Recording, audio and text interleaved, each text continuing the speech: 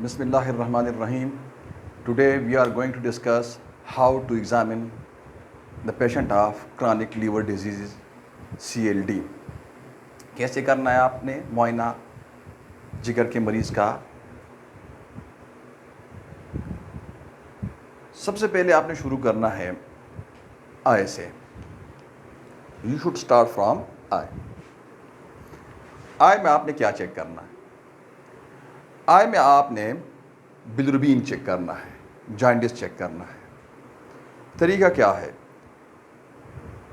आप जो स्क्लीरा है आई बॉल का, जो वाइट ऑफ आई बॉल है, यहाँ आप देखते हैं ये अपर आईलेड, ये आप ऐसे उठाते हैं, आप नेकेड आई से देखते हैं जो कैपिलरीज होती हैं पतली पतली खून की नालियाँ स्क्लीरा में, वहाँ आपको बिलिरुबिन नज़र आता है। क्योंकि जो कैपिलरीज होती हैं, जैसे आपको पता है कैपिलरीज के 3 कोट्स नहीं होते, ट्यूनिका, एडवेंटिशिया, मीडिया, एंटेमा, सिर्फ एक कोट होता है। वहाँ आपको इजीली ना आप देख सकते हैं बिलिरुबिन। दूसरा ये है कि जब 2.5 मिलीग्राम पर डेसीलीटर से 2.5 मिलीग्राम पर डेसीलीटर से जब बिलिरुबिन का लेवल इंक्रीज होता है तो ये स्क्लीरा पे आना शुरू हो जाता है, और जो स्क्लीरा का रंग होता है ये आपको येलो नज़र आता है। सेकेंडली आपने मुआयने में क्या करना है? आपने चेहरे को, फेस ऑन एग्जामिनेशन, आपने चेहरे को देखना है। चेहरा जो CLD के मरीज़ का होगा ये साइनोस्ट होगा, यानी नीला, ब्लूइश पर्पल होगा। अब वजह क्या होती है? ऑक्सीजन की कमी। सेकंड, आप वहाँ चूँकि बिलिरुबिन की मिकदार ज़्यादा होती है तो चेहरे का जो कंप्लेक्शन मरीज़ का होगा, कंप्लेक्शन येलो होगा, यानी या चेहरा नीला होगा या पीला होगा। उसके बाद आपको कौन सा साइन आप एग्जामिन करते हैं मरीज़ के चेहरे को आफ्टर जब मुआयना करते हैं आई का। उसके बाद आप यहाँ जो पैराइटल ग्लैंड्स होते हैं, सलाइवरी ग्लैंड्स, थूक वाले, जो 50% आपका सलाइवा प्रोड्यूस करते हैं, ये यहाँ इनलार्ज आपको नज़र आते हैं। इसमें सोज होता है, ये ऐसे सूजा हुआ होता है। ये पैराइटल ग्लैंड जो होते हैं ये सूजे होते हैं। तो ये साइन होता है आपका CLD के मरीज़ का। उसके बाद आपने क्या करना है? जब आप मरीज़ को एग्जामिन कर रहे होते हैं ऑन एग्जामिनेशन, आप चेस्ट में जाते हैं, चेस्ट को आप चेक करते हैं। चेस्ट आप नेकेड आई से चेक करते हैं। आप जो चेस्ट, सबसे पहले आपने क्या देखना है? Spider navy. स्पाइडर नेवी क्या होता है? डायलेटेड कैपिलरीज, यानी जो होते हैं कैपिलरीज का गुच्छा, डायलेटेड कैपिलरीज यहाँ आपको नज़र आती हैं, स्पाइडर नेवी उसको कहते हैं। ये आप नोट करते हैं। तो आप एग्जामिनेशन में यहाँ लिख दें स्पाइडर नेवी, साइन पॉजिटिव। तो ये आपको गाइड करता है CLD की तरफ। अब स्पाइडर नेवी के बाद आपने नेकेड आई से क्या चेक करना होता है? यहाँ आपने चेक करना होता है जो एक्सिलरी हेयर्स होते हैं, बगल के अंदर जो बाल होते हैं। अब ये बाल जो होते हैं ये झड़ जाते हैं या नहीं होते CLD के मरीज़ के, यानी लॉस ऑफ एक्सिलरी हेयर्स होता है। दूसरा, आप नेकेड आई से चेक करते हैं थ्रू इंस्पेक्शन चेस्ट को, तो जो मरीज़ होता है उसको गायनोकोमेस्टिया होता है। मेल्स के अंदर एबनॉर्मली ना जो ब्रेस्ट होते हैं ना ये इनलार्ज हो जाते हैं, which is known as gynaecomastia. तो आप देखते हैं जो ब्रेस्ट होते हैं मेल्स के ना, ये फीमेल्स की तरह ऐसे इनलार्ज हुए होते हैं, which is known as gynaecomastia. अब आप ना ऑन एग्जामिनेशन चेस्ट, ठीक है, यहाँ चेस्ट लिख दें, तो आप ना चेस्ट को चेक करते हैं। आपको जो जो साइन वहाँ नज़र आती हैं तो आपने अपने एग्जामिनेशन नोट्स में वहाँ लिखनी है। अगर गायनोकोमेस्टिया है, कोमेस्टिया है तो पॉजिटिव, वरना नेगेटिव। ठीक, तो ये 3 सिम्टम्स आप, साइंस आप देखते हैं चेस्ट में। एक लॉस ऑफ एक्सिलरी हेयर्स, दूसरा गायनोकोमेस्टिया, स्पाइडर नेवी, फेस के अंदर cyanosis, paleness, right, swelling of parietal glands, और यहाँ आप येलो स्क्लीरा जो कैपिलरीज होती हैं उसके अंदर आप बाइल चेक करते हैं। उसके बाद ना आप एक प्लेन के तहत ना एब्डोमेन की चेक करते हैं। अब एब्डोमेन आपने चेक करना है, कैसे चेक करना है? एब्डोमेन थ्रू नेकेड आई ना, थ्रू ना पल्पेशन आपने चेक करना है। यहाँ मैं आपको थोड़ा सा आपका ब्रशअप कर दूँ, आपका जनरल फिजिकल एग्जामिनेशन स्टेप्स क्या होते हैं उसके। थ्रू नेकेड आई हम मुआयना करते हैं, which is known as inspection.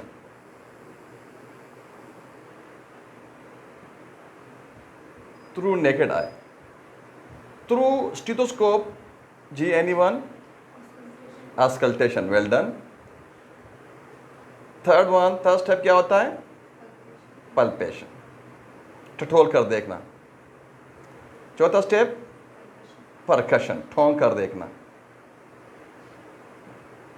अब यहां सबसे पहले हमने क्या किया?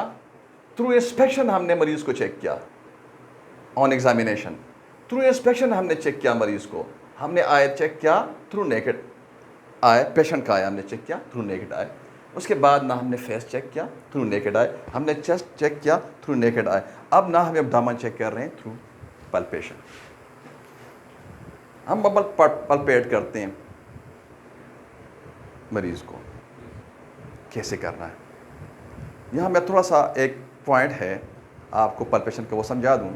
एक आपने एस की शक्ल में ऐसे पल्पेशन करना है, एस की शक्ल में ऐसे उंगलियों से। नंबर 2, मरीज को आपने ऐसे सपाइन पोजीशन पे लिटाना है और उसकी टांगें जो है ना ये आपने ऐसे बेंड करवानी है ताकि जो एब्डोमिनल मसल्स हैं ना ये रिलैक्स हों।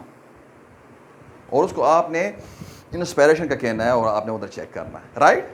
बाकी ना हमारा जीपीई में जनरल फिजिकल एग्जामिनेशन में हमारा पूरा इस पर लेक्चर मौजूद है। ना पल्पेशन पे आ जाएं कि एब्डोमेन हम चेक कर रहे हैं सीएलडी के मरीज़ का। क्या हमने क्या क्या देखना होता है? हमने लीवर एनलार्जमेंट देखनी होती है, which is known as hepatomegaly, which is known as hepatomegaly, liver enlargement कि जिगर बढ़ तो नहीं गया है। अब जिगर के अंदर जब कंजेशन होती है, सीएलडी में कंजेशन होती है, राइट, क्रॉनिक इन्फ्लेमेशन होता है। क्रॉनिक इन्फ्लेमेशन के बाद क्या होता है कि जो आइटो सेल्स होते हैं, स्टेलिड सेल्स, वो एग्रेशन में आते हैं, वो विटामिन ए और फैट्स को लॉस कर देते हैं और ना कोलेजन फाइबर रिलीज़ करना शुरू कर देते हैं, जिसकी वजह से जो इंट्रा हेपाटिक जो बिलरी चैनल्स होते हैं, जो वास्कुलेचर होता है जिगर के अंदर, वो सारा ना वो ऑब्स्ट्रक्ट हो जाता है। और उस ऑब्स्ट्रक्शन की वजह से ना कई हाइपरीमिया होकर कई एस्कीमिया होता है, कई खून की कमी, कई खून की ज़्यादती होती है, जिसके नतीजे में ना कंजेशन होता है जिगर के अंदर, विच इज़ नोन एज एनगोर्जमेंट, और जिसके नतीजे में ना क्या होता है कि जिगर ऐसे ना सूज जाता है, बड़ा हो जाता है, विच इज़ नोन एज हिपाटोमेगेली। सो आपने किस पल्पेशन, थ्रू पल्पेशन आपने चेक करना है जिगर। कहाँ चेक करना होता है? राइट हाइपोकोंड्रियम में।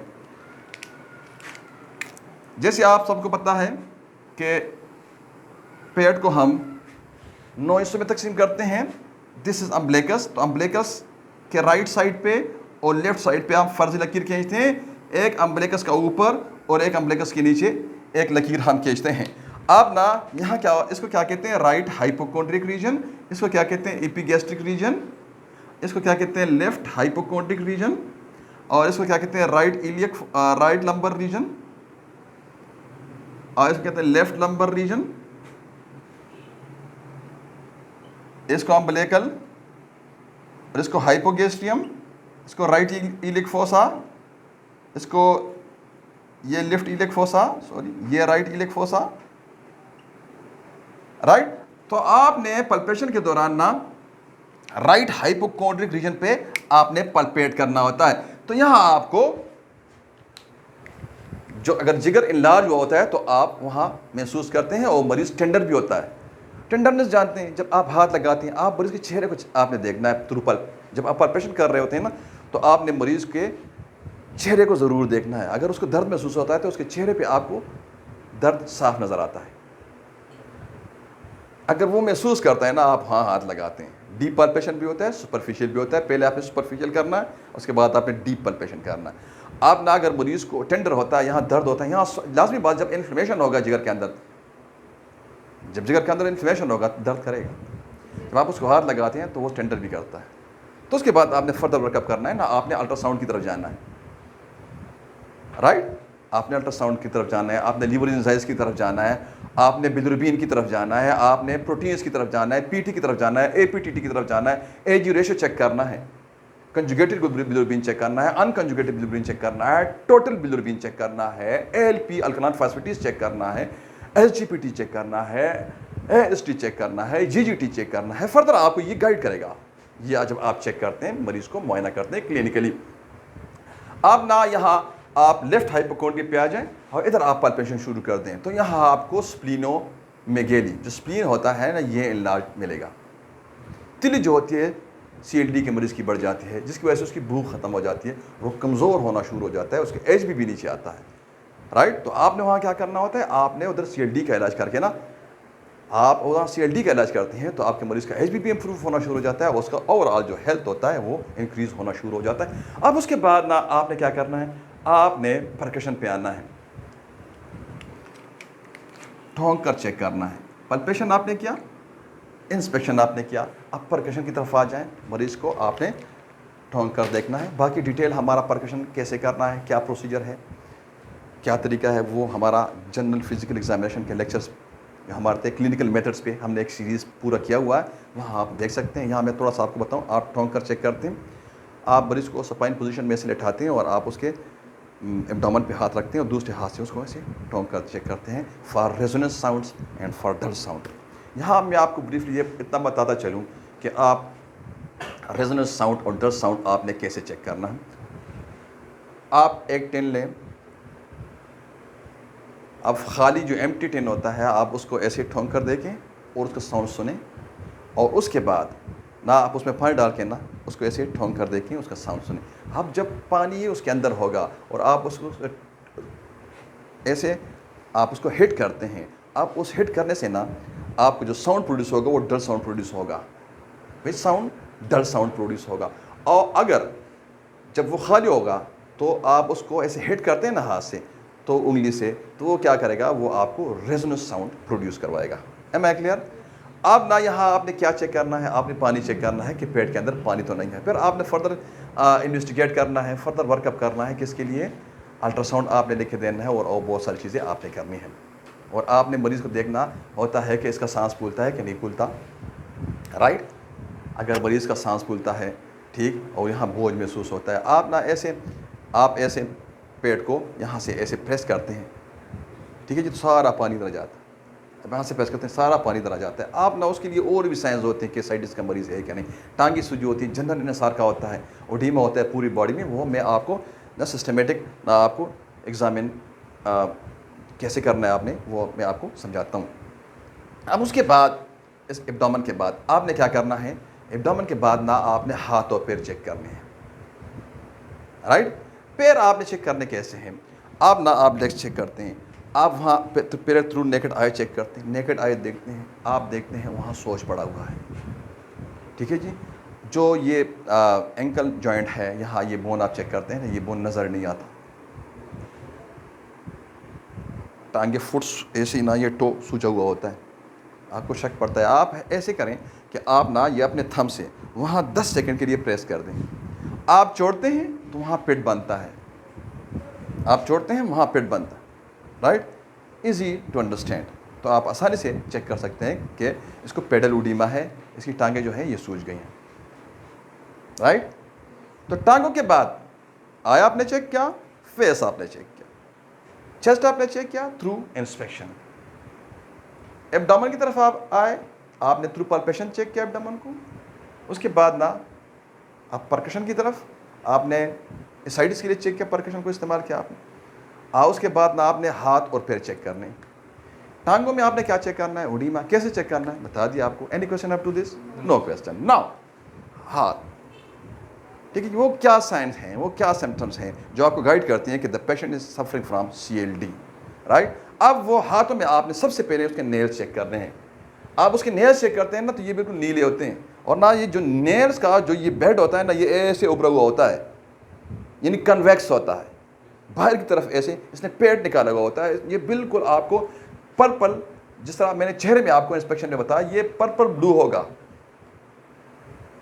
Due to lack of oxygen, oxygen की कमी की वजह से और कार्बन डाइऑक्साइड की ज़्यादती की वजह से क्या होगा, कि ये जो नाखून है ना ये ऐसे उभरे हुए और ना नीले होंगे यानी ब्लू पर्पल होंगे। अब ना इसको क्या कहते हैं मेडिकल की ज़ुबान में, क्लबिंग नेल्स। अब अगर आपको ये साइन मिलता है किसी मरीज़ में क्लबिंग नेल्स का, तो आप ना यहाँ लिख दें क्लबिंग नेल पॉजिटिव, राइट। आपने अपने क्लिनिकल नोट में साइट पे ना एग्जामिनेशन जब आप करते हैं तो वहाँ आपने फिर चेक करना होता है कि ये किस चीज़ की इंडिकेशन है, आप किस तरफ आपको गाइड करते हैं। तो फिर आपने फर्दर वर्कअप करना होता है, पैथोलॉजिकल मार्कर्स जो होती हैं वो आपने करनी होती हैं, और दूसरे जो रिलेटेड टेस्ट होते हैं वो आपने करने होते हैं। अब इसके बाद आपने क्या करना होता है कि आप उसके हाथों को इंस्पेक्शन के जरिए चेक करते हैं। जो हाथ होते हैं ना ये पेल नज़र आती हैं आपको, ये पीले होते हैं। नाखून आपने चेक किए नीले, अब ना जो आप हाथ चेक करते हैं ये पीले। आप ये पाम्स चेक करें, ये सुर्ख, इसको कहते हैं पामर इरिथमा। पामर हथेलियों के लिए पाम, इरिथमा सुर्ख, पामर इरिथमा पॉजिटिव होगा। अगर ये आपको सुर्ख मिलते हैं, बिल्कुल ना ऐसे सुर्ख मिलती हैं आपको, तो आप वहाँ लिख दें पामर इरिथमा पॉजिटिव। ठीक है जी। तो हथेलियाँ आपने चेक की, आपने नाखून चेक किए और आपने हाथ ऊपर से चेक किए। ठीक है जी। आपने यहाँ से चेक किया पीला, यहाँ आपने देखा सुर्ख, यहाँ आपने देखा क्लबिंग नेल्स। ठीक है जी। तो आपने ऊपर ये स्पाम और ये नेल्स आपने चेक किए। तो हाथों में ना आपने 3 जगह चेक की। अब उसके बाद ना आप उंगलियों पे आ जाएं। अब उसकी उंगलियां ऐसी होंगी, या एक उंगली ऐसे कंट्रैक्ट हुई होगी, या 2 या पैर ऐसे मुट्ठी ऐसे बंद हुई होगी। ये ऐसे, ये पहचान आप चेक करते हैं। कोई मुश्किल है, नेकेड आई से बंदा इजीली ना विद इन नो टाइम बंदा चेक कर लेता है कि भाई इसकी आंखें जो है ना ये ऐसे कंट्रैक्ट हुई हुई हैं पाम्स की तरफ, राइट। अब इसको क्या कहते हैं? इसको कहते हैं डुपी ट्रिन्स कॉन्ट्रैक्चर्स।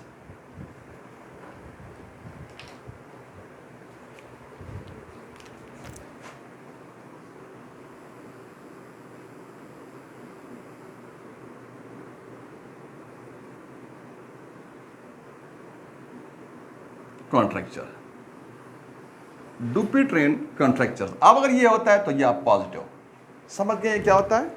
ऐसे, या एक उंगली ऐसे कंट्रैक्ट हुई होती है, या 2, या पूरा हाथ ऐसे बंद हुआ होता है, ये खुलता नहीं है। Am I clear? तो आपने क्या देखा? आपने नाखून चेक किए, फॉरवर्ड फॉर क्लबिंग नेल्स। आपने यहाँ से हाथ को चेक किया, फॉरवर्ड फॉर कलर पैर। यहाँ से आपने चेक किया पामर इरिथमा यानी सुर्खी के लिए। और उसके बाद आपने कंट्रैक्चर चेक किया, उंगलियां चेक की। उंगलियों के बाद आपने क्या करना है, या आपने जो हाथों के ऊपर इधर आपने डायलेटेड वेन्स चेक करने हैं। अगर वेन्स यानी कैपिलरीज चेक करने, अगर कैपिलरीज का गुच्छा हाथों पे ऐसे बना हुआ है, राइट, डायलेटेड ऐसे कैपिलरीज पड़ी हुई हैं, तो वो क्या कहेंगे उसको? Spider navy. क्या कहेंगे? जो हमने चेस्ट पे चेक किया, तो यहाँ भी आपको स्पाइडर नेवी के निशान मिलते हैं। अब आप चेक करते हैं बॉडी को नेकेड आई से, आप स्किन चेक करते हैं पूरा, आप देखते हैं वहाँ आपको उसको खारिश होती है। अब क्यों होती है? प्रीवियस लेक्चर में हमारा इस पर काफ़ी हमने बोले हैं, वहाँ आप चेक कर सकते हैं कि बॉडी के अंदर खारिश क्यों पैदा होती है। अब उसको खारिश होती है ना, तो आप ना जब वो जिस्म को की कुचली करता है तो ना उस पर निशान होते हैं, तो आपको नेकेड आई से खारिश के निशान भी नज़र आते हैं। अब उसके बाद आप चेक करते हैं नेकेड आई से ना, उस पे ना पिगमेंटेशन होती है, जनरलाइज्ड नॉट लोकलाइज्ड। पूरी बॉडी पे ना पिगमेंटेशन होता है, यानी पूरी बॉडी पे तिल होते हैं। तो this is the case of the CLD। आपने उसको डर्मेटोलॉजिस्ट के पास नहीं भेजना। अक्सर हमारे पास मरीज आते हैं, जी कोई अच्छा सा स्किन स्पेशलिस्ट बताएं, मुझे ना बहुत सारे। आप इस स्पेशलिस्ट को छोड़ दें, आप ये टेस्ट करके आ जाओ, या आप लेट जाए एग्जामिनेशन को पे हम चेक करते हैं, तो हम उसको चेक करते हैं। अगर हमें साइंस मिलती है यहाँ एग्जामिनेशन में, हम फर्दर एंजाइम्स की तरफ जाते हैं, लीवर, हम बिलिरुबिन की तरफ जाते हैं, हम प्रोटीन AG रेशो की तरफ जाते हैं, PTA PTT की तरफ जाते हैं, अल्ट्रासाउंड करवाते हैं, मरीज़ को चेक करते हैं और मरीज़ को लेबल करते हैं। HCV HBS की तरफ जाते हैं, एलिजा की तरफ जाते हैं, PCR की तरफ जाते हैं, क्वांटिटेटिव क्वालिटेटिव की तरफ जाते हैं। ये सारा वर्कअप करके बाद हम लेबल करते हैं, उसी बेस पर ट्रीटमेंट शुरू करते हैं और मरीज़ के जो तिल है ना वो गायब होना शुरू हो जाते हैं। Any question? No question. Thank you very much. Class dismissed.